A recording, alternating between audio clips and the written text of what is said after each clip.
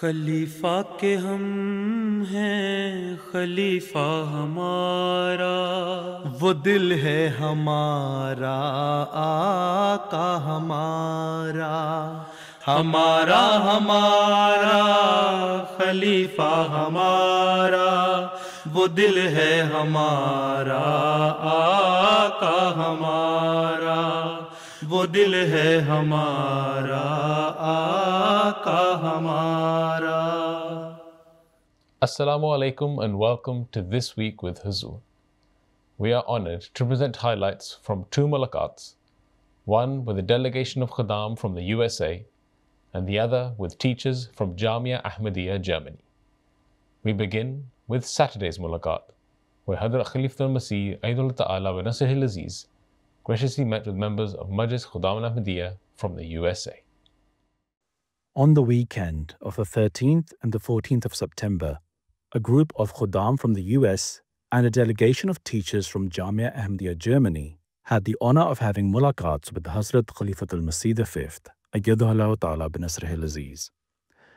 The Khuddam from the US had traveled especially to pray behind Hazrat Amir al-Mu'mineen and were blessed to have a mulaqat, which took place in Islamabad.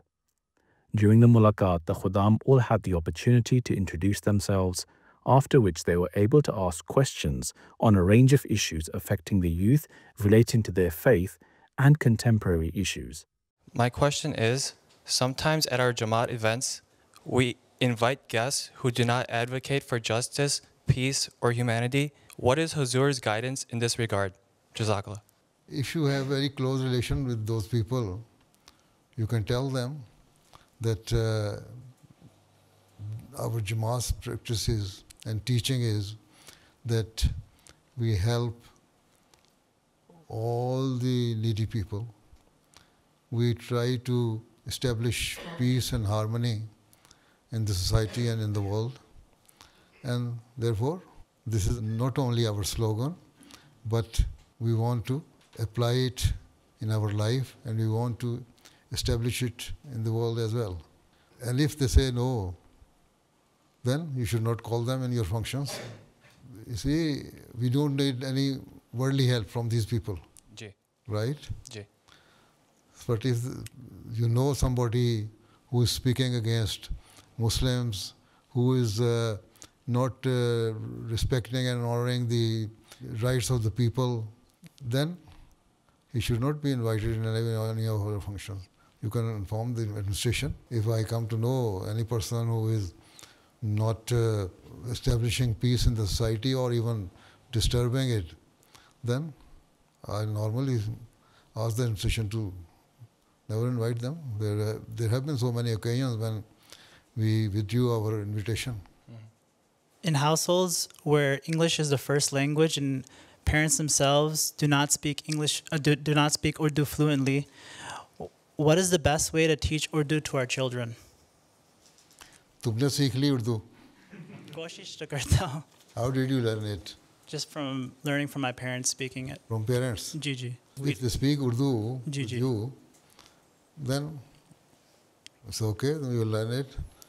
Even my grandchildren, they speak English. Whenever I ask them any question in Urdu, they reply in English. So that is the habit here.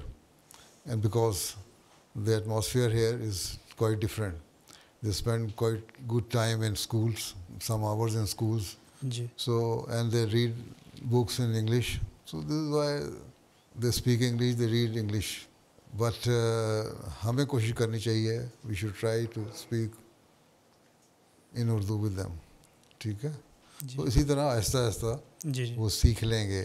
یہ تو اپنے ہر ایک کی اپنی اپنی capability اور potential ہے کہ کتنا اس کو لینگویج سیکھنے کا ہے. سیکھتے ہیں بعض لوگ نہیں سیکھ سکتے. ٹھیک ہے, لیکن at least they understand it. How can we teach our children how to write or اس کے لیے understand? اردو کلاسیں لگانی چاہیے نا. جی جی. اف دے آر وقف نو چلڈرن تو وقف نو ڈپارٹمنٹ کو چاہیے کہ اردو کلاس لگائیں, ان کو سمجھائیں. بڑے ہیزیٹنٹ ہوتے ہیں بعض دفعہ یوں بولنے میں. ادروائز ہمیں انگلش بولنی نہیں آتی, پھر بھی ہم بول لیتے ہیں تم اردو بول لیا کرو. جی جی. ٹھیک ہے. جزاک اللہ. another Khadim asked Hazrat Amirul Mu'mineen about his favorite incident in the life of the Holy Prophet Muhammad sallallahu alaihi wasallam. بہت سارے واقعات ہیں ہاں وسلم کے، تو ہر واقعہ ہی ایسا ہے جو ایک لیسن ہے ہمارے لیے. اس لیے اللہ میاں نے کہا ہے کہ تمہارے لیے اسوہ حسنہ ہے وہ، ان کی ایسی باتیں ہیں جو ان کو فالو کرو. بے شمار واقعات میں بتاتا ہوں، کل ہی خطبہ میں نے بتائے ہیں. ہر آپ کا جو عمل تھا، ایوری ایکشن، ایوری ڈیڈ، ہر آرڈر جو تھا وہ ایسا ہے جو تم اس کو اگر عمل کرو تو تم اپنی زندگی کو امپروو کر لو گے. ٹھیک ہے، جی. ہسٹری پڑھا کرو، پھر تمہیں بات یاد ہو جائے. سارے واقعات ہی اچھے ہیں. کچھ لوگ کہتے ہیں کہ علم نامی صرف نمبروں کا کھیل ہے. ہم یہ کیسے یقینی بنا سکتے ہیں کہ اس مقابلے میں ہم نوجوانوں کی روحانی نشو و نما کے اصل مقصد سے محروم نہ ہوں؟ بات تو بعض لوگ صحیح کرتے ہیں، نمبروں کا کھیل بنایا ہوتا ہے جی. اور اس طرح غلط راستے پہ چلے جاتے ہیں. میں بھی خدام الانبیاء میں رہا ہوں، نائب صدر ارشاد کمیٹی کا ممبر تھا جو علم نامی کے لیے جو ہوتی ہے، کس کو ریکمینڈ کرنے والی کون ہوتا ہے پورا دیکھتے ہیں، سارا ڈیٹا ان کے پاس ہوتا ہے. تو ایک مجلس کو مجھے شک پڑا. میں نے ان کا پچھلے سال کی رپورٹ لاؤ. میں نے پچھلے سال کی رپورٹ دیکھی تو انہوں نے وہاں سے 1 سے 0 سے شروع کرتے ایک ایکسٹریم تک پہنچ گئے تھے نمبر. اس سال کی پھر وہیں سے 0 سے شروع کیا. تو میں نے کہا یہ تو تم سارا فیبریکیٹ کیا ہوا ہے، کام کوئی نہیں کیا، صرف یہ دھوکہ دے رہے ہو تم. جو تمہاری جہاں اینڈ تھا پچھلے سال کا، وہاں سے اگلا سٹارٹ ہونا چاہیے تھا نا. اس کے بجائے پھر 0 سے لے کے اپنی پرفارمنس شو کرنے کے لیے انہوں نے کر دیا. تو میں نے کمیٹی میں ریکمینڈ کروایا، صدر صاحب سے عاملہ میں ریکمینڈ کرایا کہ اس مجلس کو اس کمپٹیشن سے باہر نکال دو، یہ دھوکہ دے رہے ہیں. پہلی بات یہ کام کرنا چاہیے ہمیں اس بات کے لیے کہ ہم نے اللہ تعالیٰ کو خوش کرنا ہے، نہ کہ نمبر لگانے ہیں، نہ لوگوں کو خوش کرنا ہے یا نعرہ لگا دینا، نعرہ تکبیر جھوٹ بول کے. اللہ تعالیٰ کو جھوٹے نعروں کی ضرورت کوئی نہیں ہے، نہ تمہیں فائدہ ہوگا. علم نامی آج کہتے ہیں جی علم نامی ہمیں دے دیں. اگر تو واقعی کوشش کر کے لیا اور پچھلے سال سے آگے کوئی نیا قدم بڑھایا، امپروومنٹ تھی، پھر تو ٹھیک ہے. لیکن پچھلے سال سے 0 سے شروع کیا، 80 پر تک پہنچ گئے اور پھر نئے سال میں بیک ٹو اسکوائر 1 پہنچ گئے ہیں، پھر نئے سرے سے کلیکشن بنانا شروع کر دیا. تو پھر یہ دھوکہ ہے، یہ نہیں ہونا چاہیے. اس لیے کوشش یہ کرو کہ ہم نے جو کام کرنا ہے خدا تعالیٰ کا پیار لینے کے لیے کرنا ہے، خدا تعالیٰ کو راضی کرنے کے لیے کرنا ہے، خدا تعالیٰ کو خوش کرنے کے لیے کرنا ہے. ٹھیک ہے، اگر وہ نہیں ہے تو these are useless things. پیارے حضور، میرا سوال ہے، اگر میرے اوپر تعلیمی قرضہ نیز گھر اور گاڑی کا قرضہ بھی ہو تو کیا میں حج پر جا سکتا ہوں؟ حج کی ایک شرائط ہے نا، سفر کی سہولت موجود ہو، امن کی حالت ہو اور خرچہ وغیرہ جو کر سکتے ہیں کر سکیں، صحت اچھی ہو، ساری کنڈیشن ہے نا حج کرنے کے لیے. اس لیے ساری عمر میں دن میں نمازیں 5 وقت فرض ہیں، روزے سال میں 1 دفعہ فرض ہیں، حج ساری عمر میں 1 دفعہ ہے اگر کر لو تو، جن کو یہ ریکوائرمنٹ پوری ہوتی ہیں. تو اگر آپ سمجھتے ہیں کہ میں مینیج کر لوں گا کہ اپنے قرضے بھی اتار دوں اور جو ہے آپ کا وقت اس کے اندر قرضے اتار لوں گا اور حج پہ چلا جاؤں تو فائنینشلی مجھے کو اوور ٹیکس نہیں ہوگا، اوور برڈن نہیں ہو جاؤں گا، تو پھر ٹھیک ہے چلے جاؤ. لیکن بہتر یہی ہوتا ہے کہ پہلے قرضے اتارے جائیں اور پھر قرضے اتار کے حج یا عمرہ کیا جائے. ٹھیک ہے جی، جزاک اللہ. اور 5 وقت نمازیں پڑھ لو جی صحیح طرح، تو آپ ہی اللہ تعالیٰ قبول کر لے گا.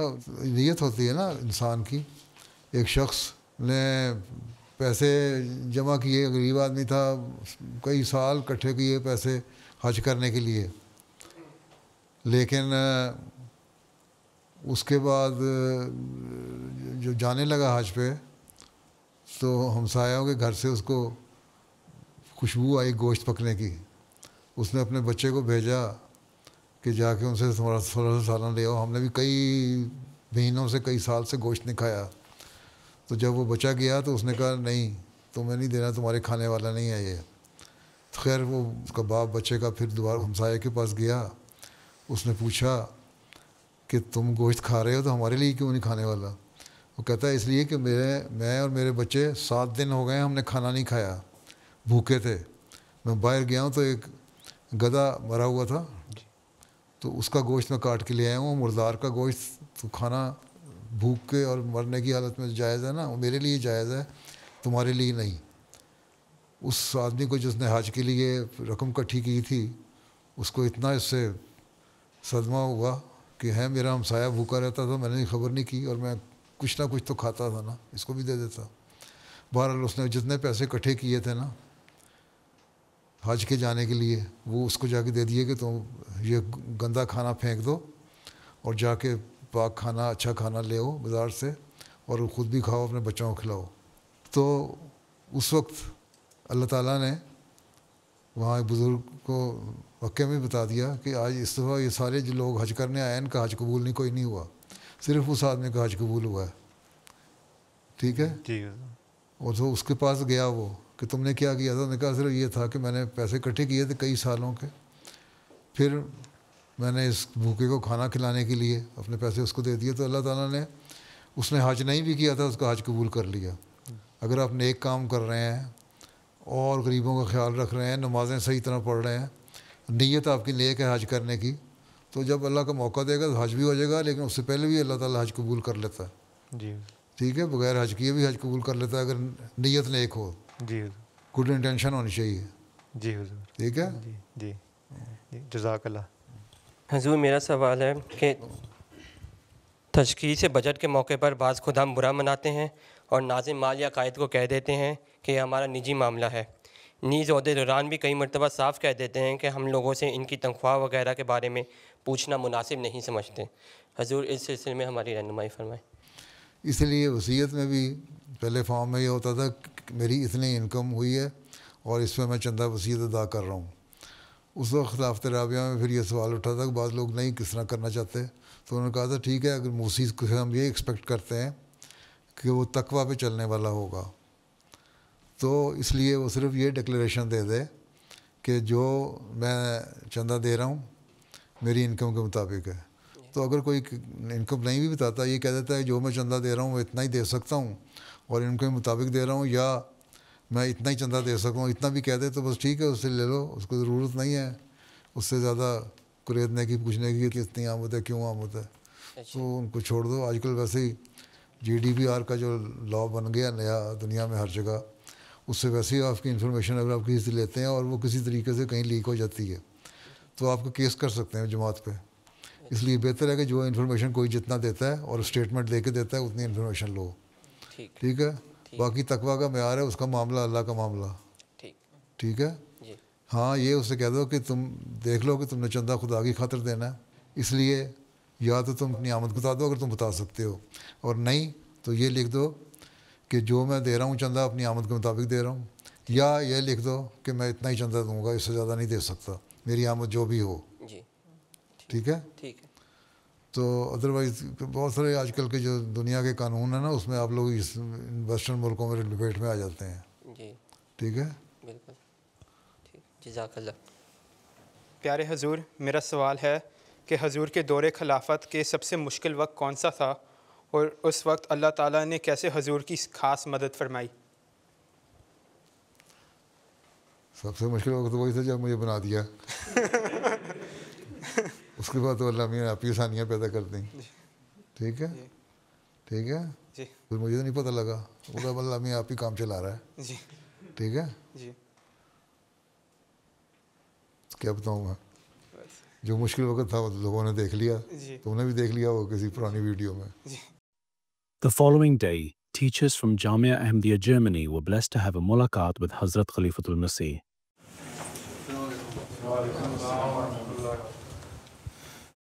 The meeting began with a silent prayer, after which Hazrat Amirul Mu'mineen spoke to all the teachers. حضور خاک سر علم کلام پڑھاتے ہیں, رابعہ اور خامسہ اور شاہد. لیکچر تیار کرتے ہیں باقاعدہ؟ جی حضور. اچھا. اپنے اسٹوڈنٹ کے لیے دعائیں بھی کرتے ہیں؟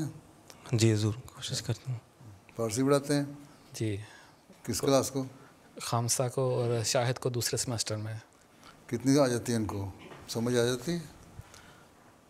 کوشش کی جاتی ہے کہ ان کو حضرت وسلم کے جو اشعار ہیں وہ پڑھنے اور سارا منظوم کلام جو ہے اس کا ہر مطلب آنا چاہیے نا. جی. اتنا اس طرح تو پڑھانا چاہیے جامعہ کو. جی. ہر فارسی شعر کا مطلب بھی اور تشریح بھی آنی چاہیے. جی. جی. وہی پڑھا دیں وہی کافی ہے. جی ٹھیک ہے انشاءاللہ. باقی اپنے علمیت کو چھوڑیں, صرف وہی کلام پڑھائیں. During the mulaqat, Hazrat Khalifatul Masih advised the teachers about the importance of prayers. آپ کے اسٹاف ممبر کتنے ہیں؟ یہ 16 ہیں. 17 ہیں ٹوٹل, ایک آئے نہیں اس وقت 16 میں. اچھا, آپ میں سے ہر ایک روزانہ 2 نفل پڑھتا ہے اپنے اسٹوڈنٹس کے لیے؟ جی. اگر آپ لوگ سارے پڑھنا شروع کر دیں 2 نفل تو اس کا مطلب 4 سجدے, اور کتنے ہو گئے سجدے؟ 64. اور اسٹوڈنٹ ہیں آپ کے 85. جی سر. تو اگر سوا اسٹوڈنٹ پہ بھی تقریباً 1 سجدہ آ جاتا ہے تو لڑکوں کی حالت بہت امپروو ہو سکتی ہے, جتنا ہونی چاہیے. صرف علمی ہی نہیں, روحانی طور پر بھی امپروو کرنے کے لیے دعا کیا کریں. آپ کے جو پرانے استاد تھے سارے, پرنسپل صاحب, ملک ظفر الرحمان صاحب اور دوسرے لوگ, مرزا صاحب وغیرہ, سارے ان کو یہی باتوں سے پتہ لگتا ہے کہ وہ اپنے اسٹوڈنٹس کے لیے روزانہ 2 نفل ضرور پڑھا کرتے تھے. جی سر. وہی عادت آپ لوگوں میں ڈالنی چاہیے. آپ ان سے پوچھا کریں نا, میٹنگ جو اسٹاف کی ہوتی ہے اس میں بتایا, توجہ دلاتے رہا کریں. جی انشاءاللہ. دباؤ طلبی کی ضرورت نہیں, توجہ دلانے کی ضرورت ہے. جی ٹھیک ہے, دعاؤں پہ ذرا زور ہو. باقی یہاں کا جو مزاج ہے اسٹوڈنٹس کا, یہاں طریقہ جو پڑھانے کا ہے اس کی ان کو عادت ہے. تو صرف جامعہ کی جو پڑھائی ہمارے پاکستانی طریقہ ہے رٹا مارنے کا یا سمجھانے کا, وہ نہیں ہونا چاہیے. نئے نئے طریقے ایجاد کرنے چاہیے, کس طرح ان کو سمجھ آئے. کیونکہ پاس تو ہو جاتے ہیں سارے, لیکن میں نے دیکھا ہے بعض دفعہ پوچھو سوال تو کوئی جواب نہیں آ رہا ہوتا. حالانکہ گہرائی میں جا کے ان کو پتہ ہونا چاہیے. جتنا پڑھیں اتنا علم تو گہرائی میں ہو نا. اگر نہیں بھی سارے علم کو کمپریہینڈ کر سکتے تو کم از کم جو ہے اس میں اتنا تو ملکہ حاصل ہو جانا چاہیے کہ صحیح طرح جواب دے سکیں. 2-3 ہیں مشنری جو اچھی بحث بھی کر لیتے ہیں, سوال جواب بھی کر لیتے ہیں, جنرل نالج بھی ہے. غیر مذہبی جو سرگرمیاں ہیں بعض وہاں اسلام کی تعلیم کی ان کے متعلق بھی باتیں کر لیتے ہیں, اسلام کی تعلیم کے حوالے سے ان لوگوں کو بھی جو مذہبی نہیں ہیں.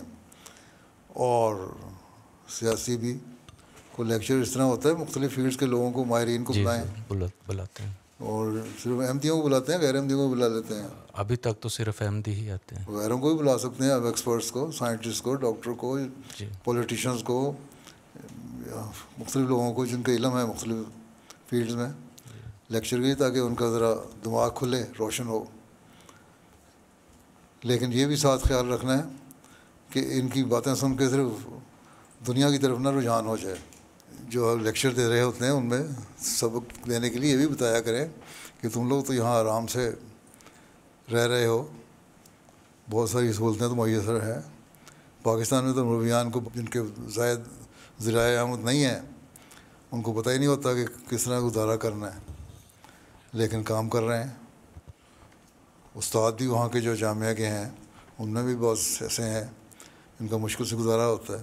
آپ لوگ آرام سے بیٹھے ہوئے ہیں, اور پھر اللہ تعالیٰ کا شکر ادا کرتے ہوئے پھر محنت بھی اتنی زیادہ کرنی چاہیے آپ لوگوں کو.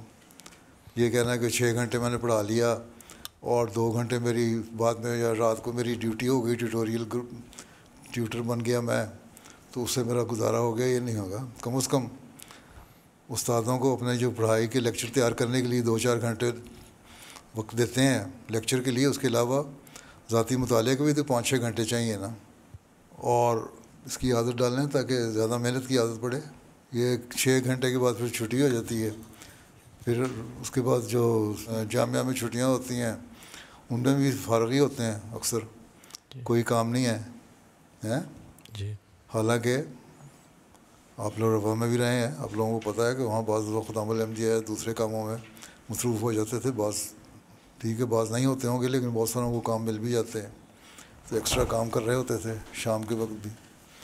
اور اگر نہیں تھے تو کم از کم ان کو کہا جاتا تھا کرو.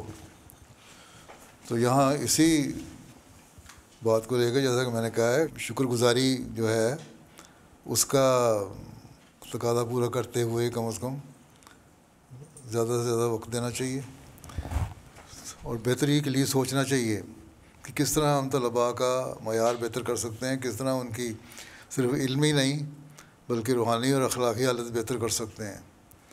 اور وہ اسی صورت میں ہو سکتا ہے جب ہماری اپنی حالت بہتر ہو. جو معیار ہونا چاہیے وہ ہے نہیں. یہاں والوں کو بھی میں یہی کہتا ہوں, آپ لوگوں کے لیے کہتا ہوں, باقی جامعہ والوں کو بھی, تو اس معیار کو حاصل کرنے کی کوشش کریں, کیونکہ آگے چیلنجز بہت زیادہ آنے ہیں.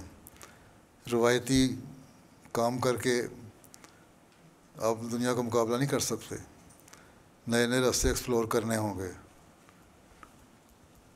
وہ تلاش کریں نئے راستے, کس طرح آپ خود بھی بہتری کر سکتے ہیں اپنے حالتوں میں, اور کس طرح اپنے طلباء کی حالتوں کو بہتر کر سکتے ہیں. اگر دنیا میں انقلاب پیدا کرنا ہے پہلے تو آپ لوگوں کو خود دیوانہ بننا پڑے گا, پھر اگلے دیوانے پیدا کریں گے.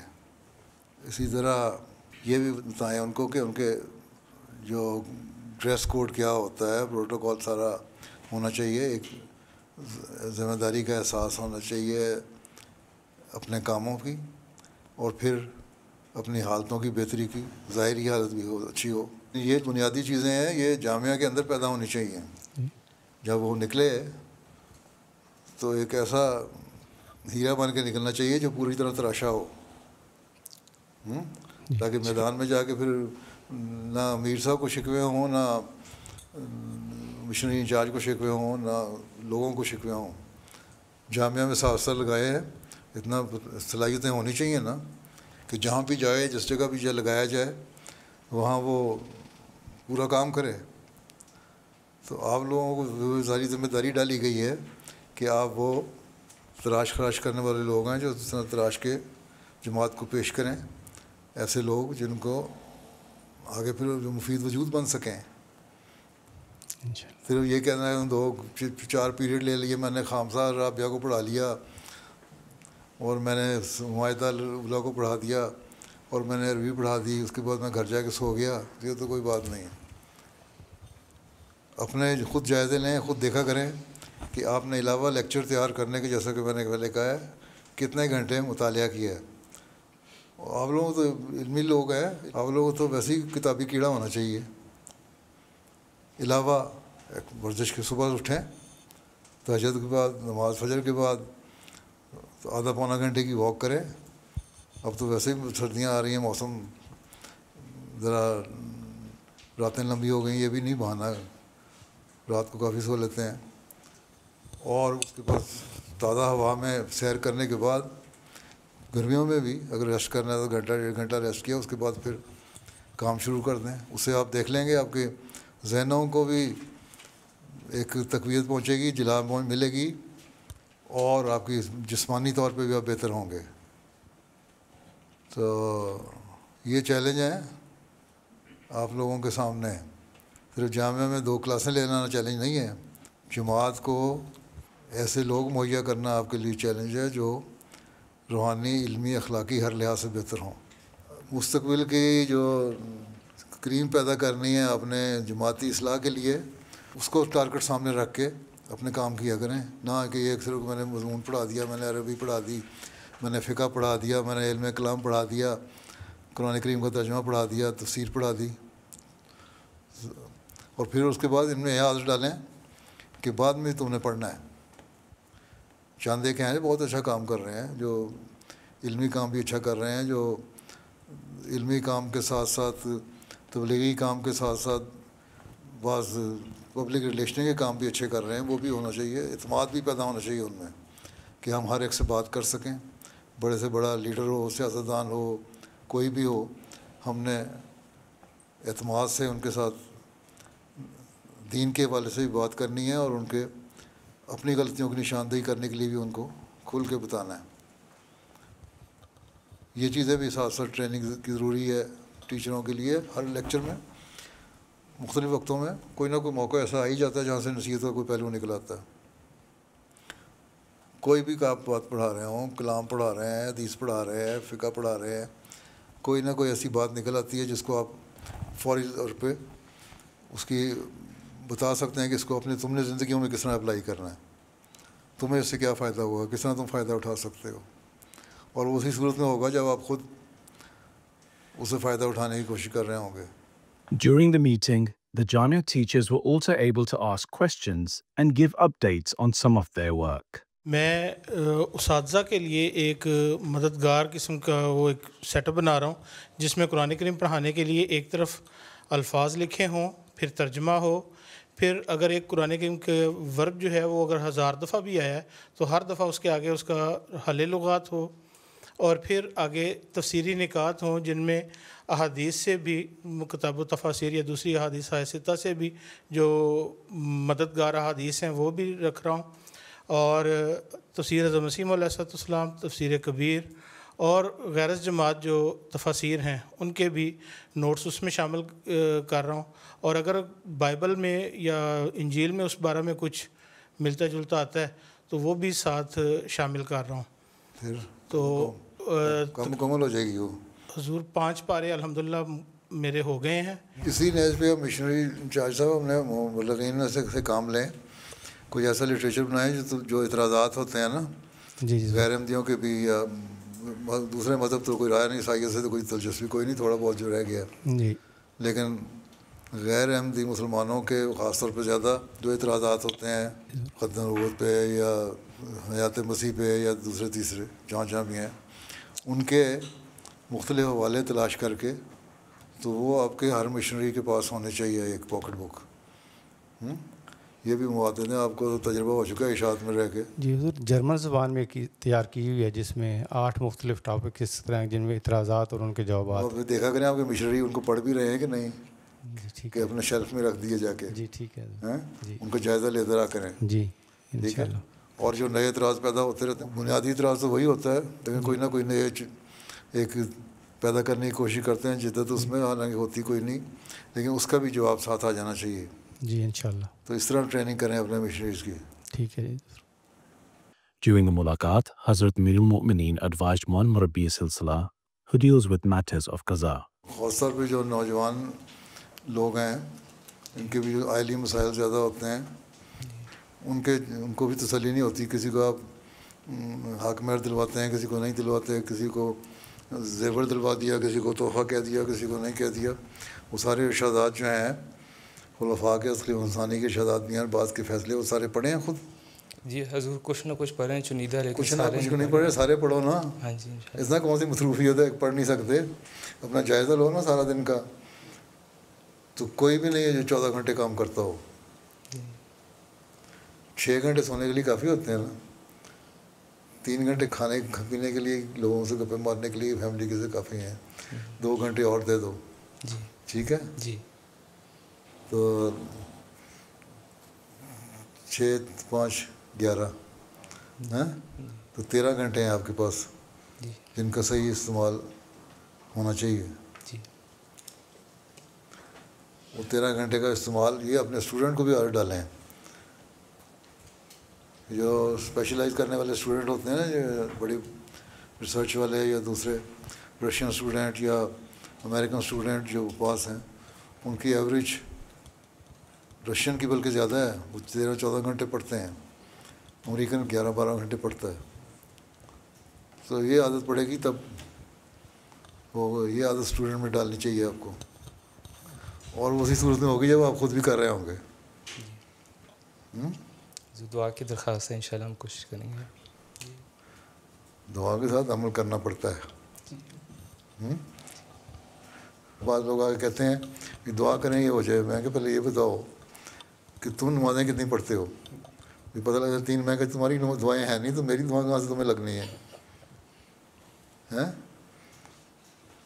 تو پہلے خود کوشش کرنا ہے. ہاں سر نے یہ فرمایا تھا نا, تم بھی اپنی دعاؤں سے میری دعاؤں کی مدد کرو. ہاں تو اس سے بڑا بڑی بات کون ہے؟ ٹھیک ہے نا؟ جی انشاءاللہ. ایک بات پوچھنی، جو پاکستان کے حالات ہیں حضور کا کیا ہے کہ بہتر ہوں گے جو جماعت احمدیہ کے ساتھ بھی اور ویسے بھی عمومی طور پر جو ہیں؟ ایک ہر چیز کا ایک کلائمیکس ہوتا ہے، اس کے بعد زوال شروع ہو جاتا ہے. تو یہاں بھی ایک کلائمیکس ہونا ہے، کب ہونا ہے اللہ بہتر جانتا ہے. ٹھیک ہے. ابھی فلسطینیوں والا حال تو نہیں نہ ہو رہا پاکستان میں ابھی، بلکہ اللہ کا فضل ہے کچھ پچھلے کچھ عرصے سے کچھ بہتری کی طرف ہیں. کچھ لوگ ایسے ہیں افسروں میں سے بھی جن کے دلوں میں اللہ تعالیٰ کچھ نرمی پیدا کر رہا ہے، اس لیے کچھ بہتر بھی بعض نتائج سامنے آ جاتے ہیں. لیکن ٹھیک ہے، وہ لبیک کی تحریک جو ہے وہ چل رہی ہے، جب تک ان کا بھی ایک کلائمیکس ہونا ہے پھر زوال آ جانا ہے انشاءاللہ. امید رکھو، دعائیں کریں نا، دعاؤں کا معیار بھی تو پاکستانی بڑھائیں نا اپنا. ٹھیک ہے، پھر ہی ہوگا نا. As the mulaqat concluded, the attendees had the opportunity to have a photo with Hazrat Amirul Mu'mineen. Those were highlights from just some of Beloved Huzoor's activities last weekend. We now end with our final segment, the Friday Sermon Summary. In today's Friday sermon, Huzoor, may Allah be his helper, continued his sermons on the Battle of Taif. Huzoor, may Allah be his helper, narrated a remarkable incident of Hazrat Abu Sufyan bin Harb radiyallahu anhu, once a fierce opponent of Islam who became ready to make great sacrifices for the faith. جیسے مشرکین کے تیر اندازی سے زخمی ہونے والوں میں ایک حضرت ابو سفیان بن حرب کا ذکر ملتا ہے. ایک تیر ان کی آنکھ میں آ کر لگا جس سے ان کی آنکھ باہر نکل آئی. یہ سیدھے رسول اللہ صلی اللہ علیہ وسلم کے پاس آئے اور اس حال میں کہ ان کی آنکھ ان کے ہاتھ میں تھی، انہوں نے آپ سے عرض کیا، یا رسول اللہ میری یہ آنکھ اللہ کے راستے میں جاتی رہی. حضرت صلی اللہ علیہ وسلم نے فرمایا، اگر تم چاہو تو میں دعا کروں گا اور تمہاری یہ آنکھ واپس اپنی جگہ پر ٹھیک ہو جائے گی، اور اگر آنکھ نہ چاہو تو تمہیں جنت میسر آئے گی. ایک روایت میں یہ الفاظ ہیں کہ عین یعنی آنکھ نہ چاہو تو جنت میں تمہیں عین یعنی چشمہ آب بے رحمت میسر آئے گا. عربی زبان میں عین کے ایک معنی آنکھ کے ہوتے ہیں اور چشمے کو بھی عین کہتے ہیں. ابو سفیان نے کہا، مجھے جنت ہی عزیز ہے. یہ کہہ کر انہوں نے اپنی ہاتھ سے اپنی آنکھ پھینک دی. یہ وہی ابو سفیان ہیں کہ جو فتح مکہ تک اسلام کے شدید دشمن تھے اور جنگ احد میں کفار کی فوج کے سپہ سالار بھی تھے، اور اب مسلمان ہونے کے بعد بھی قربانیوں میں پیش نظر آ رہے تھے.